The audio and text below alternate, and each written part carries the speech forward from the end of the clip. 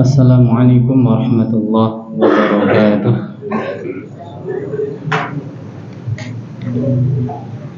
Alhamdulillahi rabbil alamin alladzi hadana li hadza wa ma kunna linahtadiya laula an hadana Allah. Asyhadu an la ilaha illallah wahdahu la syarika lah wa asyhadu anna Muhammadan abduhu wa rasuluhu la nabiyya ba'dah. Allahumma salli wa sallim ala nabiyyina wa habibina Muhammad sallallahu alaihi wasallam wa ala alihi wa ashabihi wa tabi'ina wa man tabi'ahum bi ihsanin ila yaumiddin. Amma ba'd, hadirin wal hadirat rahimani wa rahimakumullah. Kita lanjutkan kitab Al-Fiqhul Manhaji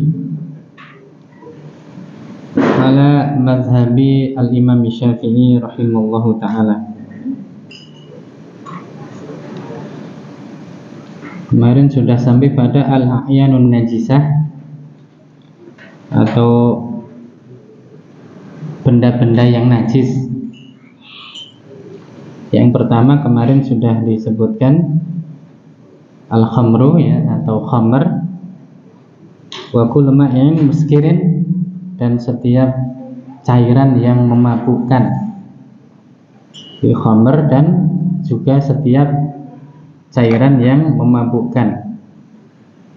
Yang kedua al-kalbu wal khinzir, anjing dan babi. Kita lanjutkan yang ketiga al-maitah atau bangkai. Wa hiya kullu hayawanin mata bi ghairi zakatin syar'iyyah,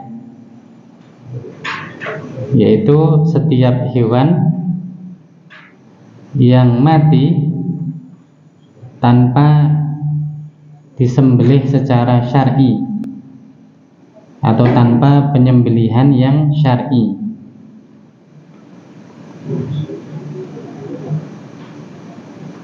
Semua hewan yang mati tanpa disembelih secara syar'i.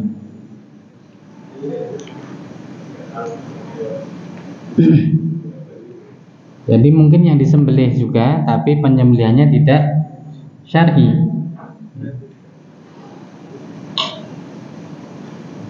Saya ada jamaah kajian itu yang cerita pernah bekerja di tempat pemotongan hewan atau penyembelihan hewan,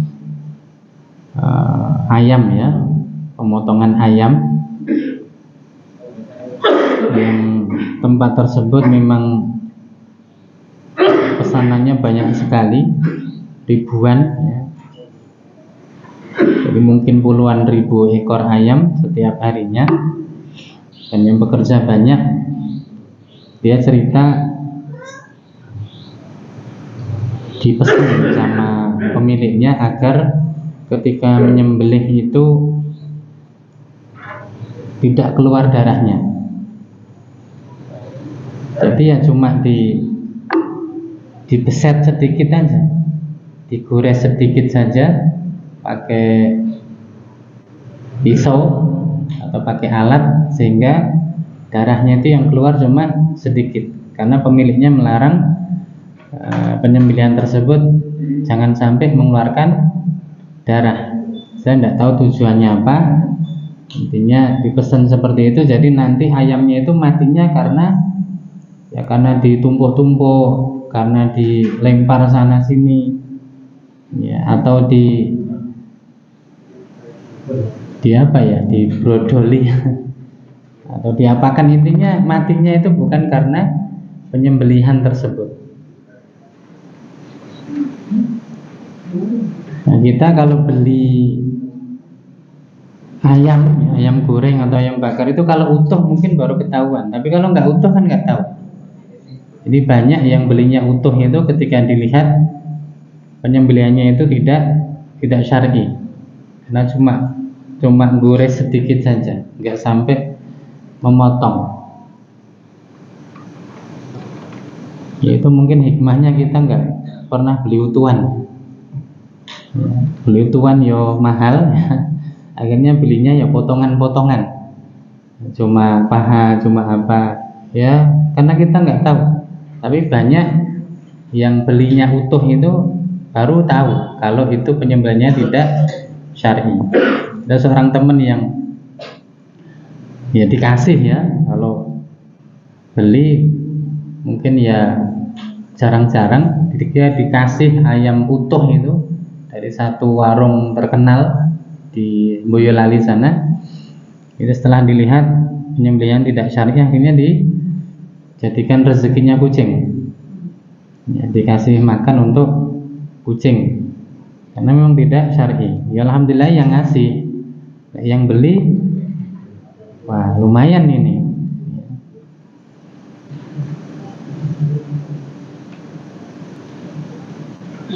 Qala ta'ala, Allah subhanahu wa ta'ala berfirman, hurimat alaikumul maitah, diharamkan bagi kalian bangkai, ya. Surat Al-Maidah ayat 3.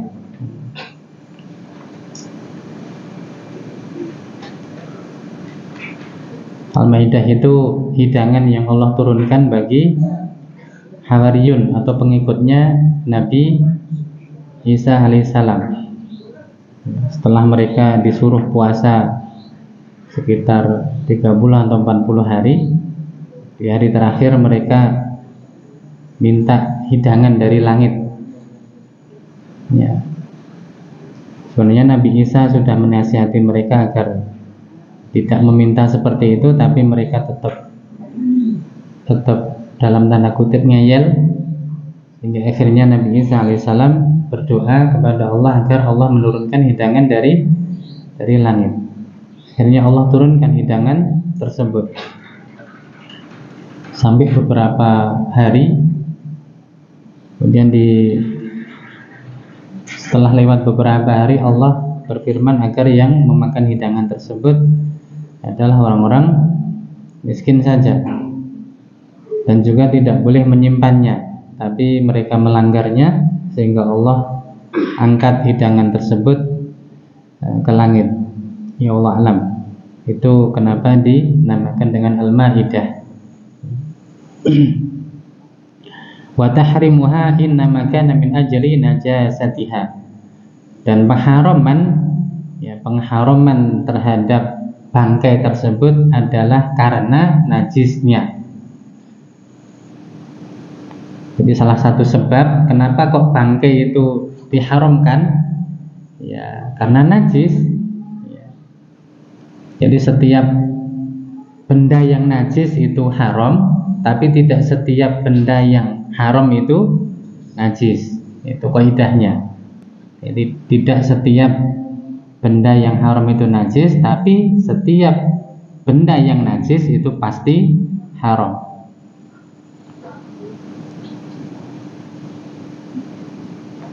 Jadi kalau itu najis, ya sudah, makannya, meminumnya haram.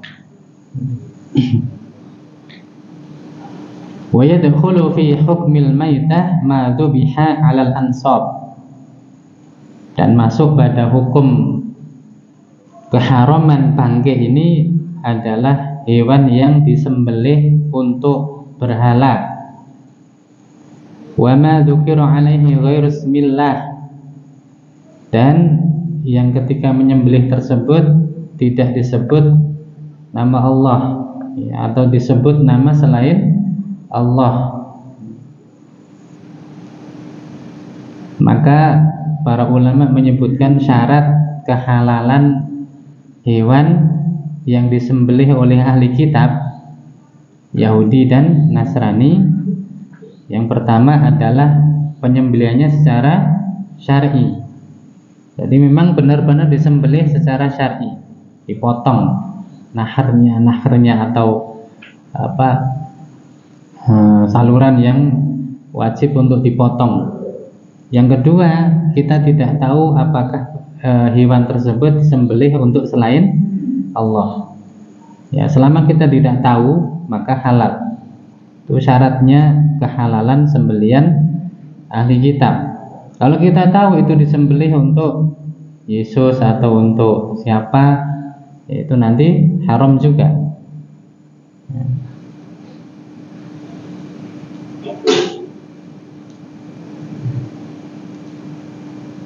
Wa ma uhilla li ghairillahi bi. Surat Al-Maidah juga ayat 3. Jadi dan apa-apa yang disembelih untuk selain Allah. Nah, disembelih padanya untuk selain Allah.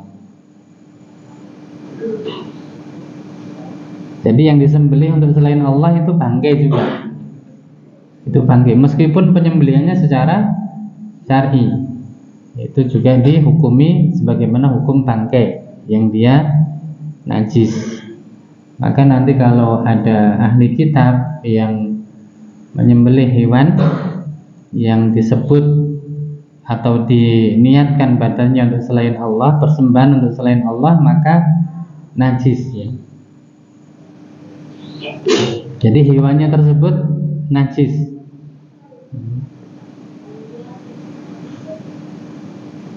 Maka hewan yang dijadikan sesajen ya, atau bangkai yang itu tadi tanpa disembelih secara syar'i, maka itu najis. Ma yustatsna min najasatil maitah, yang dikecualikan dari kenajisan bangkai.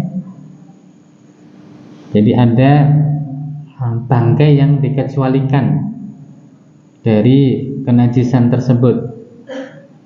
Al-awwal, yang pertama, maitatul insan, bangkai manusia. Ya, manusia kan kalau mati bangkai, ya kan? Apa disembelih dia matinya? Kan enggak. Ya. Jadi yang disembelih tidak secara syar'i atau hadfa'an fihi namanya. Hadfa'an fihi itu ya mati sendiri, meninggal secara wajar tanpa proses penyembelihan. Itu juga bangkai. Ya, maka bangkai manusia. Kalau halusnya apa ya? Bangkai manusia. Mayit ya.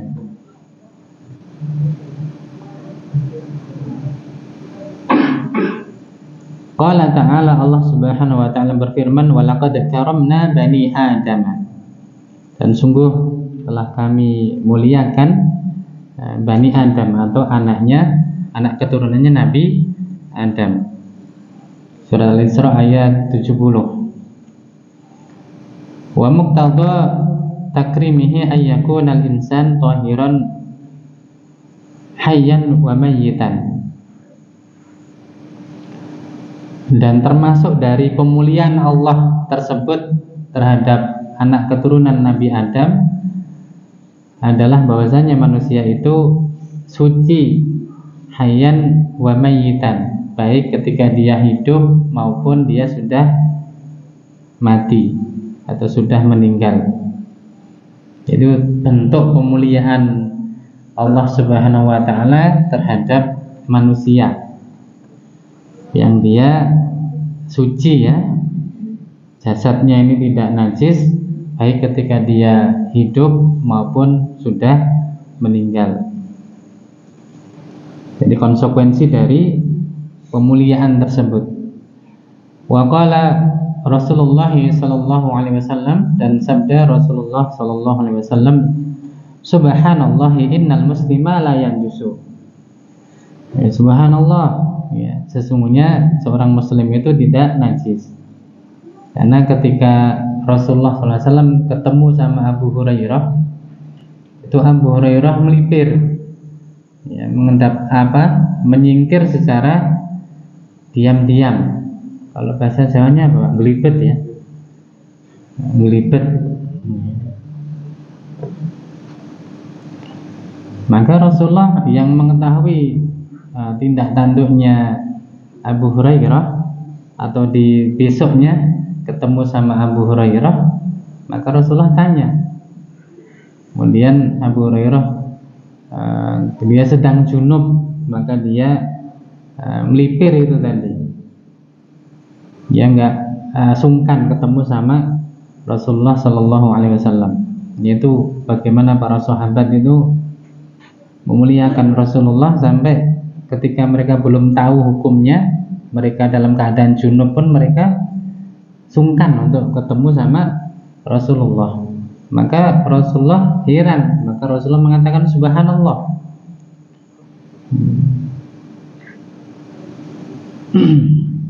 Sesungguhnya seorang muslim itu tidak najis. Riwayat Bukhari, dan hadis ini diriwayatkan oleh Imam Al-Bukhari. Wa qala Ibnu Abbas radhiyallahu anhuma, dan telah berkata Abdullah bin Abbas radhiyallahu anhuma, al-muslimu la yanjusu hayyan wala mayyitan. Bahwasanya seorang muslim itu tidak najis baik ketika dia hidup maupun setelah meninggal. Riwayat Bukhari ta'liqan. Hadis ini diriwayatkan oleh, atau perkataan Abdullah bin Abbas ini asar ya, itu diriwayatkan oleh Imam Al-Bukhari secara mu'allaq. Secara mu'allaq itu dengan meringkas sanadnya ya. Maka di dalam Sahih Bukhari itu ada beberapa hadis yang diriwayatkan secara mu'allaq. Mu'allaq itu diringkas sanadnya, jadi langsung qala Ibnu Abbas ya, qala Qatadah misalnya, seperti itu tanpa menyebut sanad ya. Dan ulama membagi menjadi dua, jadi mu'allaq dengan sighah jazm dan mu'allaq dengan sighah tamrid. Kalau Imam Al-Bukhari meriwayatkan dengan sighah jazm, jadi pasti ya, seperti qala ya, maka itu sahih ya. Tapi kalau Imam Al-Bukhari meriwayatkan dengan sighah tamrid, misalnya ruwiya atau qila, maka ulama mengatakan diteliti sanadnya apakah ada ahli hadis yang lain yang meriwayatkan secara sahih. Kalau tidak, maka ya sighah tamrid itu menunjukkan keraguan, maka bisa dihukumi lemah ya, bisa dihukumi lemah.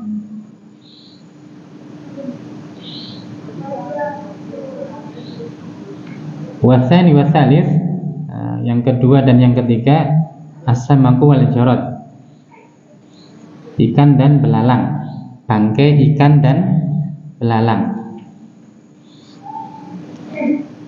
Qala Rasulullah sallallahu alaihi wasallam, bersabda Rasulullah sallallahu alaihi wasallam, uhillat lakum maitatani wad damani, dihalalkan bagi kalian dua macam bangkai dan dua macam darah. Dan ini termasuk khususiyah, ini kekhususan umatnya Rasulullah Sallallahu Alaihi Wasallam.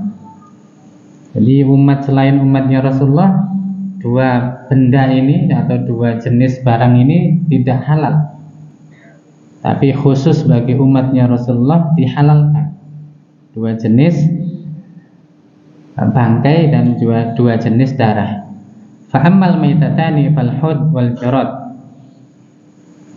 Adapun dua jenis bangkai tersebut adalah ikan dan belalang, bangkai ikan dan belalang. Jadi kalau kita ketemu sama ikan yang sudah mati, maka itu halal. Misalnya terdampar ya, ketemu sama ikan paus terdampar, dia sudah mati, maka halal ya, dagingnya halal. Bangkai ikan laut ya, bangkai ikan laut atau ikan secara umum, bukan bangkai yang dibuang ke laut, itu beda. Kalau wah ini bangkai dibuang ke laut biar jadi bangkai laut, beda ya. Wal jarad dan belalang, ada seorang sahabat kalau nggak salah Jabir bin Abdullah atau siapa mengatakan ikut perang sama Rasulullah SAW 12 kali, dan ketika dalam peperangan tersebut mereka biasa memakan belalang ya, memakan belalang. Wa ammad damani fal kabidu wat tihal. Adapun dua jenis darah adalah al-kabid ya, hati, watihal dan limpa. Atau ada yang mengatakan at-tuhal ya, pakai dhammah. Ada yang menyebut at-tihal, ada yang menyebut at-tuhal. Rawahu Ibnu Majah. Kemudian yang keempat, ada musailu wa minhul qaih. Benda yang najis ya, benda yang najis. Yang keempat adalah darah yang mengalir. Jadi darah yang mengalir ketika disembelih, atau darah yang keluar dari jasad atau dari tubuh. Termasuk juga al-qaih, nanah ya, nanah juga najis. Qala ta'ala, Allah Subhanahu wa ta'ala berfirman, "Au daman masfuhan aw lahma khinzirin fa innahu rijsun." Atau darah yang masfuhan. Darah yang masfuh ini darah yang mengalir ketika proses penyembelihan. Ya, kalau di beberapa rumah pemotongan hewan itu ditandai sama ember. Jadi ketika nyembelih itu darahnya ditandai ember. Untuk apa? Untuk apa kira-kira? Saren ya. Jadikan saren. Kalau orang kampung saya menyebut tahu Arab katanya. Ya orang itu biar ketok halal itu disebut Arab gitu. Padahal itu tetap haram. Tahu Arab, oh ini tahu dari Arab, mesti halal. Padahal itu cuma penyebutan saja. Aulah mahinzirin, atau daging babi, fa innahu rijsun, maka sesungguhnya dia najis. Wa yustatsna min najasadid dam al-kabid wa tihal lil hadits sabiq. Dan dikecualikan dari kenajisan darah adalah hati dan limpa berdasarkan hadis yang telah disebutkan.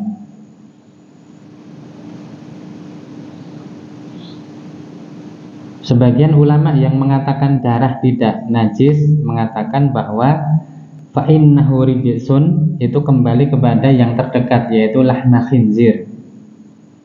Jadi ayatnya kan audaman masfuhan au lahma khinzirin fa innahu rijsun. Jadi darah yang mengalir atau daging babi, maka sesungguhnya dia najis. Sebagian ulama yang mengatakan darah itu tidak najis, bahwa rijsun ya, itu kembali ke penyebutan yang terdekat, yaitu lahma khinzir atau daging babi. Berarti darah di sini tidak termasuk najis ya. Dan itu kebanyakan ulama mutaakhirin ya, berpendapat bahwa darah itu tidak najis, seperti Asy-Syaukani, Shadiq Hasan Khan ya, kemudian Syekh Al-Albani, Syekh Ibnu Utsaimin dan yang lainnya.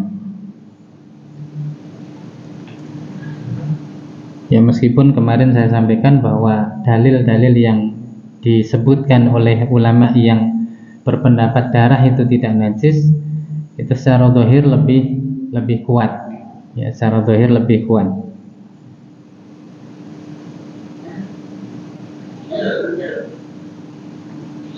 Tapi intinya dalam kitab ini disebutkan, dan ini pendapatnya jumhur 4 mazhab ya, bahwa darah itu najis ya, termasuk nanah ya. Yang kelima, baulul insan wa ghaituhu wa baulul hayawani wa farasuhu. Kencing manusia dan biraknya. Jadi kencing dan juga biraknya. Dan juga kencing hewan wa faros. Faros itu kotoran hewan. Kalau manusia ghaid, kalau hewan itu faros. Ya. Jadi kotoran manusia dan juga kotoran hewan, itu aja gampang. Kotoran itu kan baik dari kencing ataupun dari berak ya. Ya meskipun dalam masalah ini terutama tentang kotoran hewan ini ada khilaf, ya, ada perselisihan di kalangan para ulama. Dan saya sendiri sampai sekarang lebih mengikuti pendapat yang tidak najis ya, selama hewan tersebut hewan yang halal darahnya, halal dagingnya, bukan? Oh, halal darahnya ini ya, halal dagingnya. Jadi selama hewan itu halal dagingnya, maka kotorannya tidak najis. Seperti ayam, kambing, sapi, tidak najis bukan berarti tidak kotor ya. Kalau kotor iya, tapi kalau najis, wallahu alam, saya sendiri masih mengikuti pendapat yang tidak najis. Dan itu pendapatnya mayoritas ulama. Terutama dari madhab Malikiyah dan madhab Hanabilah. Tapi kalau madhab Syafi'i, ya, kotoran hewan itu dikiaskan dengan kotoran manusia, ya, karena sama-sama kotoran. Jadi mereka lebih istidlalnya itu arahnya ke penyebutan yang sama. Penyebutan yang sama yaitu kotoran. Ya, kalau kotoran nggak beda antara kotoran hewan dan juga kotoran manusia. Jadi dalam mazhab Syafi'i kotoran hewan juga najis.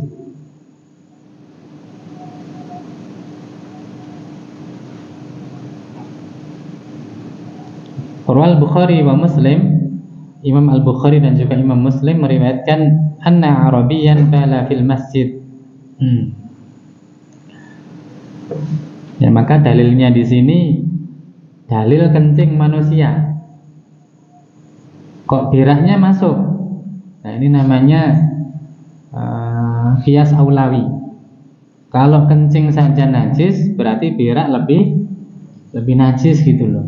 Bukan berarti dalilnya untuk berak kan nggak ada. Bukan seperti itu. Ya.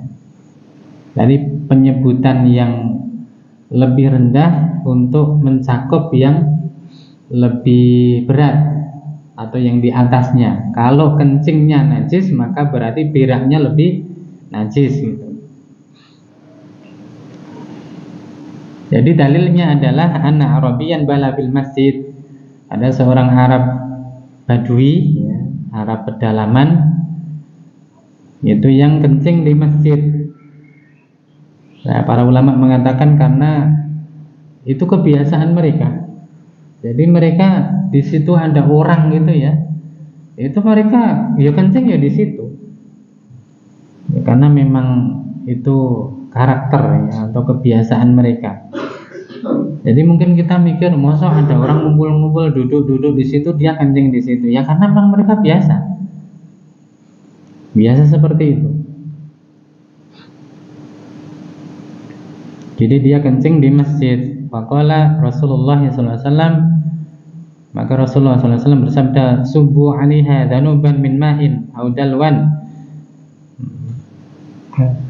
Tuangilah atau siramlah di tempat kencing tersebut dhanuban min mahin, dengan satu wadah besar dari air, au dalwan atau setimba air. Intinya air yang disiramkan di sini air yang lebih banyak daripada kencing. Masuk kencing seember kan nggak mungkin, ya. Atau bejana yang besar, berarti kan lebih banyak airnya yang disiramkan. Bukan cuma bejana air gitu. Kalau bejana air mungkin segelas, ya itu nggak bisa, nggak mencukupi. Kan secara logika nggak ada orang yang kencing itu lebih banyak daripada satu ember. ya, atau satu bejana yang besar, kan nggak mungkin. Ya, berarti air yang disiramkan itu mesti lebih banyak dari kencingnya. Ya, itu baru bisa menghilangkan najis tersebut. Tapi kalau yang disiramkan lebih sedikit, ya nggak bisa. Ya, kencingnya banyak, ya, atau lebih banyak kok disiram cuma satu gelas kecil misalnya, ya nggak bisa, harus lebih banyak. Wal amru bisabbil ma'i alaihi dalilun najasatihi. Jadi perintah untuk menyiramkan air pada tempat kencing tersebut merupakan satu dalil akan kenajisan kencing, ya, akan najisnya air kencing. Terus untuk hewan kok nggak ada dalilnya? Ya karena dikiaskan. Jadi kias. Jadi penyebutan kotoran sama-sama kotoran, maka itu sudah cukup untuk dijadikan sebagai dalil.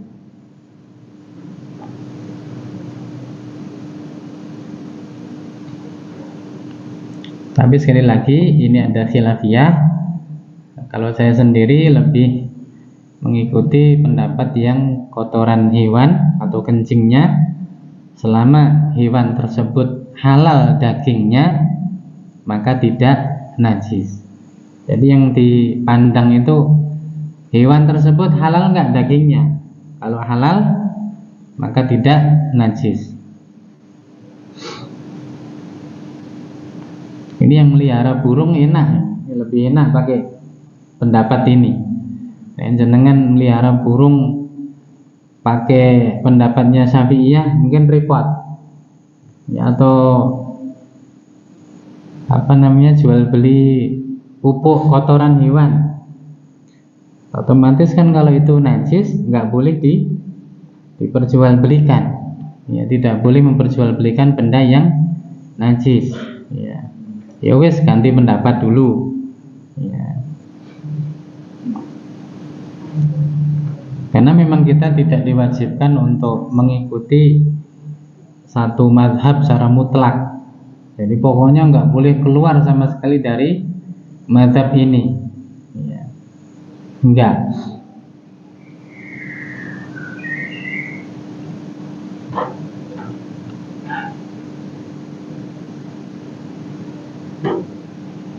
Tapi kalau hewan tersebut dagingnya tidak halal, berarti apa? Kencingnya, kotorannya najis, ya.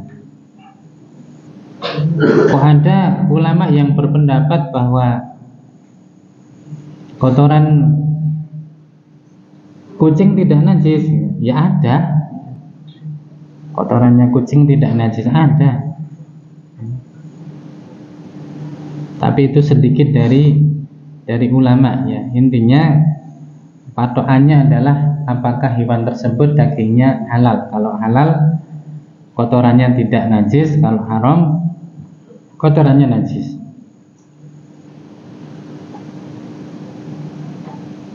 Kemudian yang keenam, kullu juz'in infasala minal hayawani hala hayatihi fa innahu najisun. Setiap bagian, ya, dari tubuh yang terpisah dari hewan ketika dia masih hidup maka najis. Ya, nanti ada istisna, ada pengecualian juga, ya. Tapi ini intinya atau pada awalnya disebutkan bahwa setiap bagian dari tubuh hewan yang terpisah ketika hewan tersebut masih hidup maka najis. Misalnya kita punya ayam, kemudian ayam tersebut kita potong sayapnya karena eman-eman, wah ini untuk lauk, ini untuk lauk cuma sayapnya yang dipotong, ya, karena yang lain biar hidup dulu, besok sayap yang satunya besok. Nah, ini misalnya, maka itu najis. karena dia sudah terpisah dari tubuh hewan tersebut ketika dia masih hidup. Kalau mati ya lebih lagi. Mati kan tadi sudah disebutkan al-maitah tadi. Ini masih hidup dipotong. Ada contoh yang lain selain ada yang kasus hewan dipotong tubuhnya, diambil gitu dalam keadaan masih hidup ada? Ikan. Oh, ikannya masih hidup. Ya, subhanallah ya. Ini kulu juz'in, setiap dari bagian benda maka najis ya. Yang ketika dia masih hidup kemudian diambil. Kalau ikan masuk pada bangkai ya. Jadi ada contoh yang yang hewan tersebut kayak ayam atau yang lainnya yang diambil bagiannya itu ada enggak? Selain ikan ya, nggak ada mungkin ya. Kata.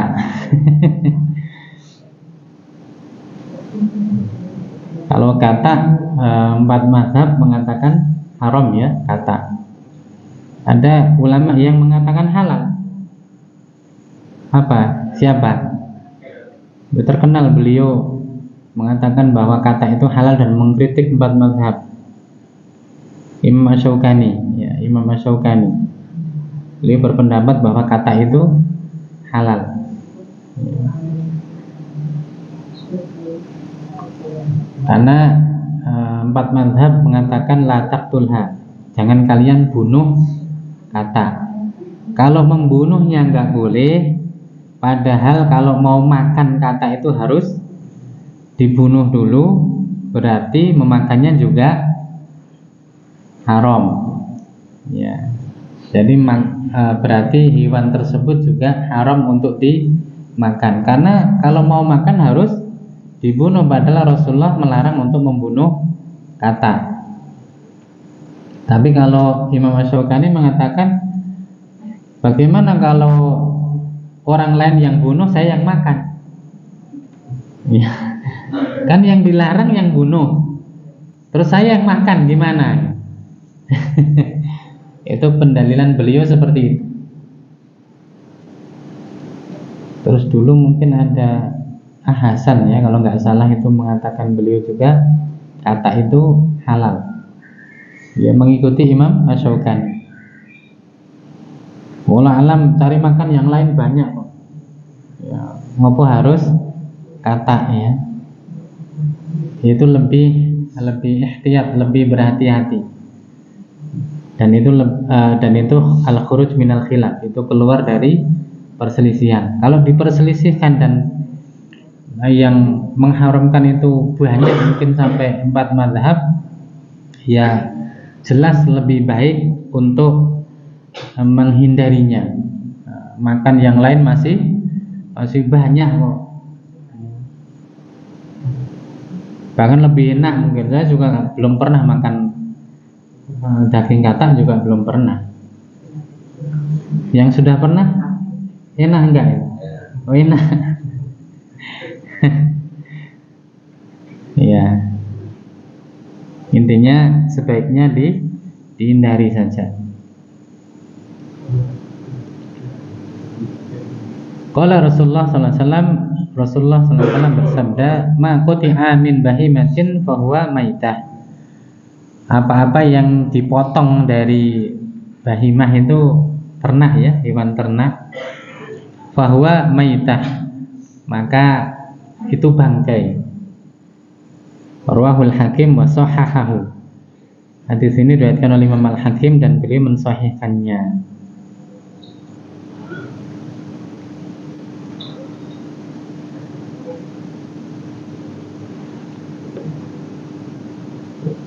Wa yustathna min dzalika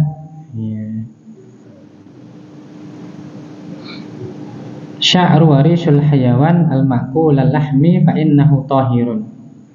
Dan dikecualikan dari kenajisan tersebut adalah bulu ya, atau rambutnya hewan-hewan yang halal dimakan dagingnya, maka sesungguhnya ia tohirun, suci. Berarti ada yang mengatakan bulu kucing najis. Iya, ada.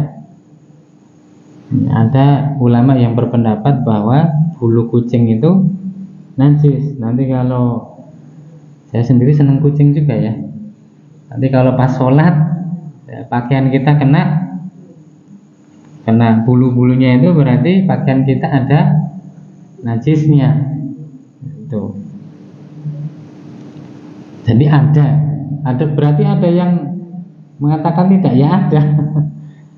Ya. Karena Rasulullah mengatakan fa innaha tawafina fikum.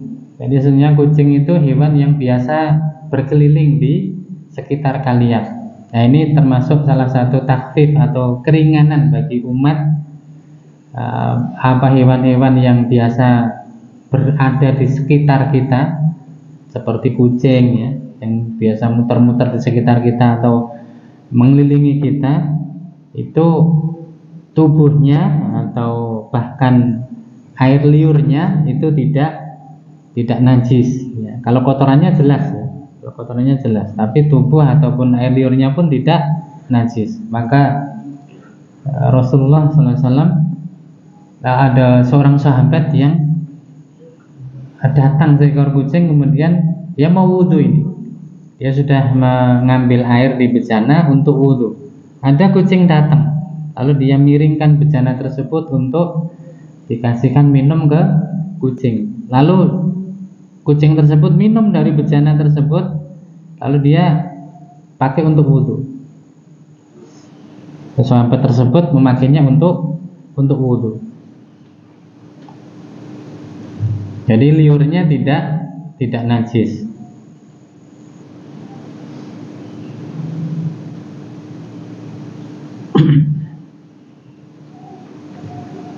Jadi apa yang terpisah dari binatang, maka itu bangkai. Bagian tubuh yang terpisah dari binatang, maka itu bangkai. Dikecualikan rambut atau bulu hewan yang halal dimakan dagingnya. Maka kalau seneng korok-korok kuping, itu kan bulunya terpisah dari ayam ya, dari ayam. Atau yang dulu pakai nulis ya, nulis pakai apa itu, bulu apa itu ya. Maka itu suci selama hewan tersebut halal dimakan dagingnya. Qala ta'ala, Allah Subhanahu wa ta'ala berfirman, wa min aswafiha, dan juga Allah menjadikan suci bagi kalian aswafiha. Aswafiha itu bulu domba, wa aubariha, dan juga bulu onta, wa asy'ariha, dan bulu kambing. Kambing sama domba kan beda ya. Kalau kambing kan bulunya mungkin sedikit, kalau domba kan yang tebel-tebel itu. Asatan, yang kalian jadikan untuk perkakas atau peralatan rumah tangga. Wa mata'an ilahin, dan perhiasan sampai waktu tertentu ya. Surat An-Nahl ayat 80. Tinggal satu. Yang ketujuh, labanul hayawani ghairu ma'kulil lahmi. Susunya hewan yang dagingnya tidak boleh dimakan. Contohnya apa nih? Susu hewan yang dagingnya tidak boleh dimakan. Susu kucing. Ya, mungkin kita mikir, atau sopo ini masuk susu kucing diminum. Ada hewan yang tidak halal dagingnya tapi diambil susunya, dan tidak ada ya? Ada enggak? Ini susu manusia jelas suci. Kalau nggak suci bahaya itu. Ya itulah ulama ya, kadang karena saking cerdasnya mereka, saking luasnya wawasan mereka, perkara-perkara yang mungkin itu nggak terjadi secara real saja mereka sebut itu. Misalnya susunya singo, sing arep meres ya. Resiko nyawa itu ya. Tapi intinya susunya hewan yang dagingnya tidak halal dimakan. Oh ini disebutkan kal himari wa nahwihi, seperti susunya himar, keledai. Keledai itu ada dua, himar ahli sama himar washi. Washi ya. Washi itu, himar washi itu keledai liar. Kalau himar ahli itu keledai jinak. Yang haram itu yang jinak, keledai yang untuk tunggangan itu. Kalau yang liar itu ada yang mengatakan zebra, kuda zebra itu halal ya. Susu beruang itu cuma namanya. Itu cuma merek. Ya, itu cuma mereknya ya. Kalau mikir kan susunya beruang yang meres piye ya. Kuda halal ya, karena kudanya halal. Ini yang himar itu keledai. Jadi ada keledai, ada bihol, ada kuda. Kalau himar itu terbagi dua juga, himar yang jinak sama himar yang liar. Ada yang mengatakan himar liar itu kuda zebra itu. Kalau himar yang jinak itu ya jelas keledai yang untuk tunggangan. Itu haram itu.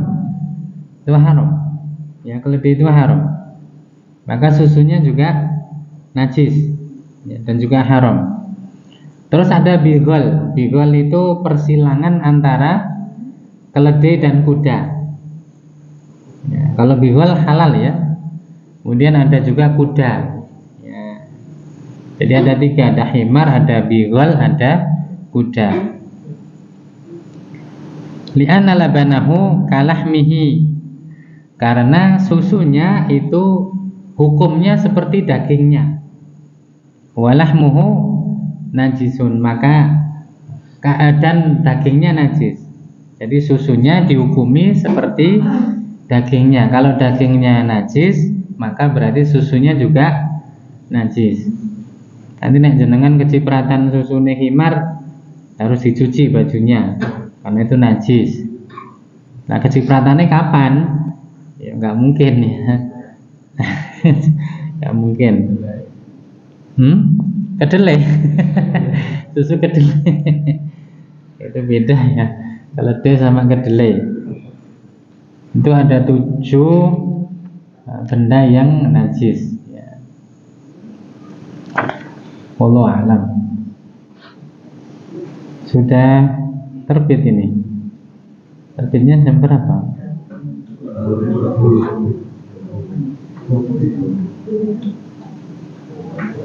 Di sini nih 16. Sudah maju lagi 16 itu? Ya. Mungkin sebelum diakhiri ada yang mau ditanyakan? Tapi kalau tanya yang mudah-mudah saja ya. Iya. Kalau burung itu gimana berarti? Halal apa haram? Burung halal. Tidak ada batasan. Nah nanti ada burung yang mencengkram dengan kuat atau paruhnya kuat, kayak burung bangkai, terus elang, raja wali. Pokoknya yang mencengkram dengan kuat sama paruhnya kuat. Kalau cuma burung kutilang, burung pret, burung dara, itu nyengker mopo. Paruhnya juga seperti itu tuh halal. Patokannya seperti itu. Jadi yang mencengkram dengan kuat sama yang paruhnya kuat. Ya, karena ada paruhnya kuat sampai mungkin makan ikan, makan apa, ya. Ikan masih hidup-hidup itu kayak apa? Kontol ya. Ya, itu haram. Itu patokannya seperti itu kalau burung. Ya. Jadi yang paruhnya lunak atau yang mungkin untuk makan biji-bijian saja, atau juga cengkramannya juga enggak. Ini kalau orang Jawa apa? Elang kan kuat. Ya, bahkan itu untuk membunuh mangsanya. Itu yang diharamkan. Ya, itu yang diharamkan. Gitu ya. Jadi batasannya paruhnya kuat sama cengkramannya juga kuat. Ya. Kalau burung itu kan darah ditembaki kalau Nah, apakah peluru tembak itu bisa mematikan hewan secara halal atau tidak? Jadi yang pertama, peluru yang bisa digunakan untuk mematikan hewan dan itu nanti menjadi halal sebagai ganti menyembelih, itu adalah peluru yang tajam, yang memang bisa membunuh, tidak melukai. Tapi kalau melukai, dengan luka tersebut nanti dia mati, itu beda. Itu seperti hewan yang dipukul, yang jatuh, yang apalagi dipukul, jatuh, dan yang lainnya ya, ketabrak gitu. Itu tidak halal nanti. Tapi kalau memang peluru itu tajam, itu saya pernah membaca pembahasannya dalam Shahih Fiqh Sunnah. Kalau peluru itu memang tajam seperti panah atau peluru apa itu? Tembak burung ya. Itu selama dia memang tajam dan bisa membunuh dengan ketajamannya itu, dan dia baca bismillah, maka insya Allah halal. Ya, dia baca bismillah ketika dia nembak itu, dan pelurunya memang peluru yang tajam yang bisa membunuh dengan ketajamannya itu, maka insya Allah halal. Itu alam saya pernah baca agak lama di kitabnya Syekh Abu Malik di Shahih Fiqh Sunnah, karena itu masalah kontemporer ya, masalah kontemporer. Nah, jadi membunuh hewan dengan nembak, dengan tembak itu ya. Jadi insya Allah halal kalau memang pelurunya tajam dan dengan membaca bismillah. Itu dikiaskan dengan anjing yang berburu, kan anjing buruan itu hasil buruannya halal selama kita lepas dengan baca bismillah, dan dia memang cari hewan itu karena perintah kita, bukan dia cari sendiri terus bawa pulang, beda. Jadi kita lepaskan baca bismillah, dia diajari kan, sudah di muallimin ya, atau dia sudah diajari untuk itu, dia dilepas baca bismillah, maka dia pulang bawa buruan, itu halal. Tapi kalau dia pergi sendiri kemudian pulang-pulang bawa bawa burung, itu nanti tidak halal. Dan juga tidak ada anjing yang lain. Jadi dia memang membunuh hewan itu sendiri. Kalau ada anjing yang lain, nah itu bisa jadi yang bunuh anjing yang lain, dia yang bawa. Nah, itu masalah lagi. Itu nggak boleh. Kalau seperti itu nggak boleh.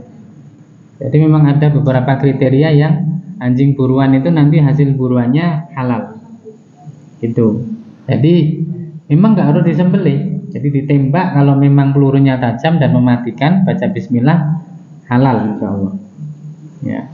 Saya dulu sering pas kecil ya, sering bedil bedil burung itu nanti terus dimakan, iya, digoreng, iya, saya dulu sering makan burung kutilang, burung cocak, burung terkuku, iya, terus terang, iya. Ya kita itu kan memang mantan ya, mantan opo, ya. Tapi halal itu insya Allah. Dan saya sudah tanya ke salah seorang yang saya pandang ngerti agama, Mbah manuk niku halal boten gitu. Dia bilang kalau baca bismillah halal, tapi nggak menjelaskan secara detail pelurunya harus tajam nggak. Kan peluru burung apa itu tembak burung itu ada dua kan, yang ada yang cuma tumpul, ada yang tajam. Ya pakai yang tajam, karena memang yang digunakan itu ketajamannya yang bisa membunuh, bukan cuma melukai saja. Ya. Terkait dengan tadi yang diburu anjingnya kan najis ya? Iya. Najis buruan. Itu bagaimana dengan hasil buruannya? Apa harus disucikan juga? Tanah. Nah, itulah yang termasuk pengecualian. Jadi ulama mengecualikan bagaimana dengan hasil buruan anjing yang itu kena liurnya, maka itu karena ada masyakoh, ada kesulitan untuk mensucikannya, maka dengan memasaknya atau dengan menggorengnya, ya, atau proses pemasakan itu nanti bisa mensucikan. Ya, jadi satu karena masyakoh, karena berat kalau harus mensucikan liur anjing yang sudah gigit hewan buruan. Yang kedua, satu kesulitan yang ada masyakoh. Yang kedua, yaitu memberatkan juga, menyulitkan dan memberatkan. Yang ketiga, dengan proses pemasakan itu maka akan bisa mensucikan. Itu bisa mensucikan. Wallahu alam, yang pernah saya baca seperti itu. Jadi itu termasuk yang dikecualikan dari kewajiban untuk mensucikan liur anjing. Ya. Mungkin demikian. Allahu ta'ala alam bisawab. Wa sallallahu ala nabiyyina Muhammad. Wa akhiru da'wana alhamdulillahi rabbil alamin. Subhanakallahumma wa bihamdika asyhadu an la ilaha illa anta astaghfiruka wa atubu ilaik. Wassalamualaikum warahmatullahi wabarakatuh.